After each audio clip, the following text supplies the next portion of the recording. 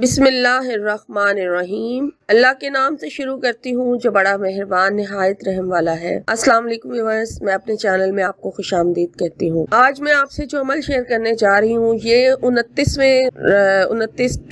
जो रमजान की रात होगी, यानी 28 और 29 का जो दरमियानी रात है, आज आप ये अमल करेंगे तो इस अमल के बरकत से अगर आप इस अमल को हमेशा जारी रखेंगे, यानी कि रमजान से अलावा भी रमजान मुबारक का महीना खत्म होने लगा है और इसके बाद भी अगर आप इस अमल को जारी रखेंगे तो आपको इसके इतने फायदे मिलेंगे, इतने ज्यादा फायदे मिलेंगे, आपकी जिंदगी में इतनी आसानियां आ जाएंगी और आपको नजर आएगा बाकायदा कि आपकी जिंदगी में कितनी आसानियां आ रही हैं, कितनी आपकी आजमाइशें जो है आप उनमें से निकल जाएंगे और कितने ज्यादा आपकी जिंदगी में बरकतें हैं, रिस्क में बरकत हो जाएगी। और इसके अलावा आपकी कोई हाजत होगी तो वो भी आप जो भी अल्लाह से मांगना चाहे मांग सकते हैं इस अमल की बरकत से। लेकिन आपने इसको 29वें रोजे यानी कि रमजान मुबारक में लाजमी करना है। इस अमल को किस तरह से करना है वो अब आपसे मैं शेयर कर देती हूँ। आपने मेरे चैनल को सब्सक्राइब करना और वीडियो का लिंक लाजमी आगे शेयर करना है ताकि और भी लोग आपसे फायदा इस आपकी वजह से इस अमल से फायदा उठा सके। और वीडियो को लाइक कर दे। शुक्रिया। आपने क्या पढ़ना है, रात को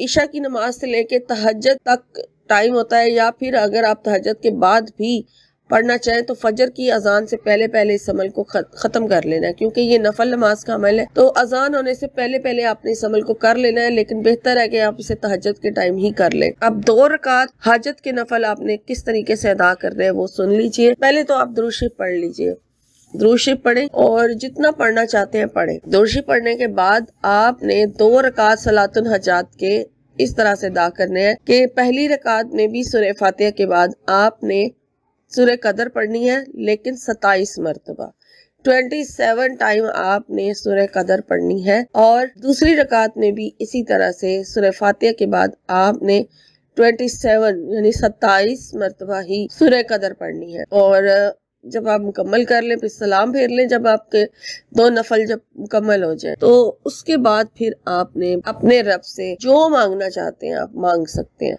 रूहानियत मांगे या दुनियावी कोई चीज मांगना चाहते हैं, जो भी आपकी हाजत है, जो आपकी ख्वाहिशात है वो मांगे अपने रब से। इस अमल की बरकत से और इस रात की बरकत से आपको वो सब मिलेगा जो आप अपने रब से मांगेंगे। और इस अमल को रमजानुल मुबारक के बाद भी जारी रखने का सवाब बहुत ज्यादा है, जैसा कि शुरू में मैंने बताया। तो आप जरूर करें अगर आप चाहते हैं कि आपकी जिंदगी में आसानियां आए और परेशानियां दूर हो जाए, आजमाइशों में आप ना पड़े और अल्लाह ताला आपको हर किस्म की परेशानी से बचा के रखे, नागहानी आफत से बचा के रखे। तो बस आप ये अमल जो है इसको जारी रखें और अल्लाह से दुआ करते रहें और तमाम उम्मत मुसलमा के लिए दुआ करते रहें। तो इंशाअल्लाह ताला देखिएगा कि कैसे आपकी ज़िंदगी बदलती है, कैसे आपकी ज़िंदगी से रंज दूर होते हैं, गम दूर होते हैं, रंजो गम जो होते हैं वो दूर होते हैं और किस तरीके से आप अल्लाह ताला के पसंदीदा बंदे बन जाएंगे।